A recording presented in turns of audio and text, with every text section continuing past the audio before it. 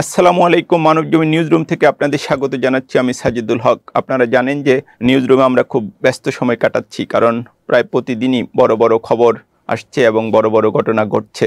এর মধ্যে প্রতিবেশী দেশ ভারতে বাংলাদেশের একজন সংসদ সদস্য খুন হয়েছেন। এটা নিয়ে রীতিমতো চাঞ্চল্য তৈরি হয়েছে, কারণ বাংলাদেশের ইতিহাসে আগে কখনো এ ধরনের ঘটনা ঘটেনি। একজন সংসদ সদস্য কেন খুন হলেন, কারা তাকে খুন করলো, এ নিয়ে এরই মধ্যে নানা রকম আলোচনা তৈরি হয়েছে। ঢাকা এবং কলকাতায় একযোগে বিষয়টির তদন্ত হচ্ছে। কিছু নাম সামনে এসেছে, তবে বলা হচ্ছে যে অনেকেই এখনো পর্যন্ত আড়ালে রয়ে গেছেন। সে যাই হোক, আজ মূলত আমরা আলোচনা করব সাবেক সেনাপ্রধান জেনারেল আজিজ আহমেদ এবং সাবেক আইজিপি বেনজির আহমেদকে নিয়ে। ওয়ালটন ফ্রিজ কিনে অনেকের মতো আপনিও হয়ে যেতে পারেন মিলেনিয়াল। সেরা পণ্যের সেরা অফার। গত রাত ৯টার কিছু আগে চ্যানেল 24 প্রথম খবরটি সামনে নিয়ে আসে। এতে বলা হয় যে আদালত একটি আদেশ দিয়েছেন, যেখানে বলা হয়েছে বেনজির আহমেদের সম্পত্তি ক্রয় করার জন্য এবং তার ব্যাংক অ্যাকাউন্ট ফ্রিজ করার জন্য। যদিও দিনের বেলাতে আদেশটা হয়েছে, কিন্তু এটি সামনে আসতে কিছুটা সময় লেগে যায়। এটা নিশ্চিতভাবেই বলা যায় যে বাংলাদেশের রাজনীতিতে কোনো পরিবর্তন হয়নি এবং একটা বিশেষ পরিস্থিতিতে খুবই গুরুত্বপূর্ণ দায়িত্ব পালন করেছিলেন বেনজির আহমেদ। সেই অবস্থায় এরকম একটা আদেশ চারদিকে কিছুটা বিস্ময় তৈরি করে এবং এটা হয়তো ধারণা করা যায় বেনজির আহমেদ নিজেও হয়তো কিছুটা বিস্মিত হয়েছেন। বেনজির আহমেদের একাডেমিক ক্যারিয়ার চমৎকার।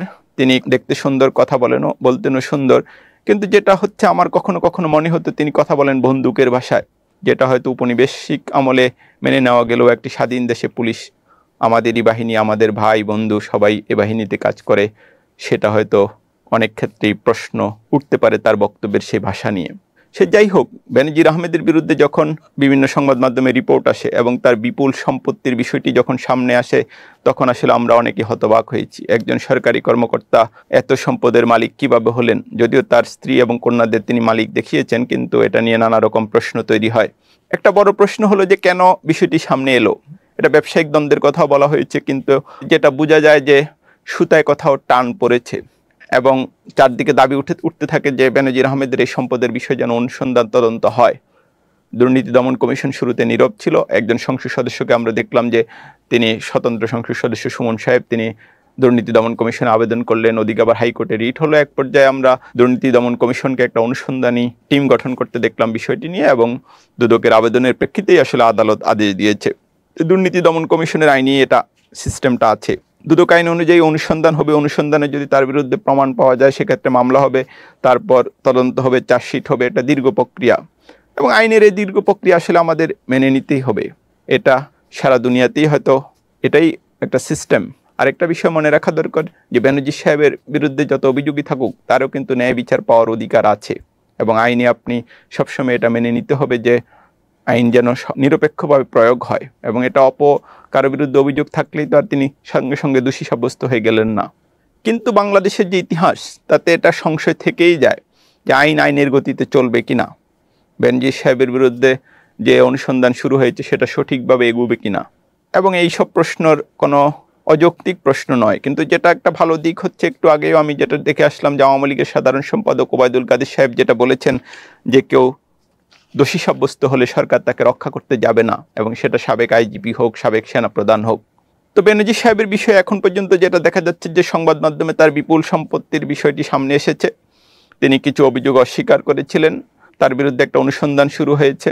যেটা আমি একটু আগে বলেছি, বাংলাদেশের রাজনীতির পট পরিবর্তন ছাড়া বেনজির আহমেদের বিরুদ্ধে যে এভাবে নিউজ প্রকাশিত হচ্ছে এবং তার বিরুদ্ধে এক ধরনের আইনি প্রক্রিয়া শুরু হয়েছে, এটাও আসলে অনেককে হতবাক করেছে, এটা আমি বলতেই পারি।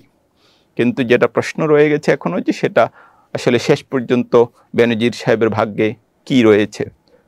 তবে এই যে আজিজ সাহেব এবং বেনজির সাহেবের এই ঘটনা, একটা বিষয় কিন্তু এখন সুস্পষ্ট যে চিরদিন সবার সমান নাহি যায়। যে আইনের যে লম্বা হাত আমরা বলি বা আইনের জাল যেটা বলি, সেটা আসলে যে কারো ক্ষেত্রে যে কোনো সময়ই প্রয়োগ হতে পারে, এটা একটা দিক। আরেকটা যেটা আজিজ আহমেদের ব্যাপারেও, যে আমরা গত মঙ্গলবার সকালে প্রথম বিষয়টি সামনে আসে, যেটা আমি বলছিলাম যে গতকাল দিনটি হয়তো বেনজির সাহেবের জন্য ভালো যায়নি, তিনি হয়তো বিস্মিত হতবাক হয়েছেন ঘটনা প্রবাহে।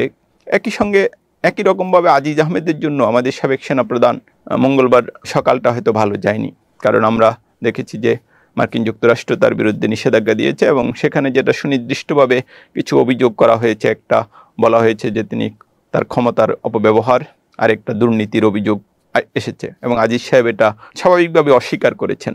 এরপর যেটা সরকারের যে বিভিন্ন মন্ত্রীদের প্রতিক্রিয়া, এটা আমি যেটা বুঝতে পারি যে সরকার এটাকে আজিজ সাহেবের একটা ব্যক্তিগত বিষয় হিসেবে দেখছে এখন পর্যন্ত। তবে এই যে ডোনাল্ডো বাংলাদেশ সফর করে গেলেন এবং সেখানে একটা সম্প্রীতির আবহ তৈরি হলো এবং বাংলাদেশ যুক্তরাষ্ট্রের সম্পর্ক পুরো মাত্রায় স্বাভাবিক হবে বলে মনে করা হচ্ছিল। সম্পর্ক তো স্বাভাবিকই আছে, কিন্তু নানা রকম টানাপোড়েন আছে, টেনশন আছে, সেটা অনেকটা দূর হয়ে যাবে বলে মনে হচ্ছিল ডোনাল্ডোর সফরের সময়, বিশেষ করে তিনি যখন ঢাকায়। কিন্তু ডোনাল্ডো সফর শেষ হতে হতেই যখন আজিজ আহমেদের বিরুদ্ধে নিষেধাজ্ঞা আসলো এবং প্রশ্ন আলোচনা তৈরি হলো যে আরও কারো বিরুদ্ধে এরকম ব্যবস্থা আসছে কিনা, আরও কোনো প্রতিষ্ঠানের বা ব্যক্তির বিরুদ্ধে এ ধরনের ব্যবস্থা আসছে কিনা, তখন আসলে পুরো বিষয়টি আবার নতুন করে আলোচনায় এলো। কিন্তু আজিজ আহমেদের বিরুদ্ধে যেটা সুনির্দিষ্ট অভিযোগ, দুর্নীতির অভিযোগ, এখন বড় প্রশ্ন হচ্ছে এটার কোনো তদন্ত হবে কিনা, অনুসন্ধান হবে কিনা। একটা যেটা দেখা গেল, বেনজির সাহেবের বিরুদ্ধে একটা অনুসন্ধান শুরু হয়েছে এবং আদালতের একটা আদেশ এসেছে এবং আইনি প্রক্রিয়াতে বিষয়টি ফয়সালা হোক, সেটা হয়তো সকলেই চান। এখন ওবায়দুল কাদের সাহেব বলেছেন যে তারা কাউকে রক্ষা করতে যাবেন না এবং অন্য মন্ত্রীদের কয়েকজন মন্ত্রীর কথা শুনেও যেটা মনে হয় যে এটা আজিজ সাহেবের ব্যক্তিগত ব্যাপার। এখন প্রশ্ন হচ্ছে যে এই যে অভিযোগটা এবং গুরুতর অভিযোগ, সেটার কোনো অনুসন্ধান বা তদন্ত হয় কিনা। সব মিলিয়ে যেটা বলা যায় যে জেনারেল আজিজ আহমেদ এবং বেনজির আহমেদ তারা একটা খারাপ সময়ের মধ্যে দিয়ে যাচ্ছেন এবং যেটা আবার রিপিট করি, বাংলাদেশের চলমান পরিস্থিতিতে এটা কিছুটা বিস্ময়করই বটে। কিন্তু প্রশ্ন হচ্ছে বা যেটা দেখার জন্য আমাদের অপেক্ষা করতে হবে শেষ পর্যন্ত তাদের ভাগ্যে কি ঘটে। আজ এখানেই শেষ করছি।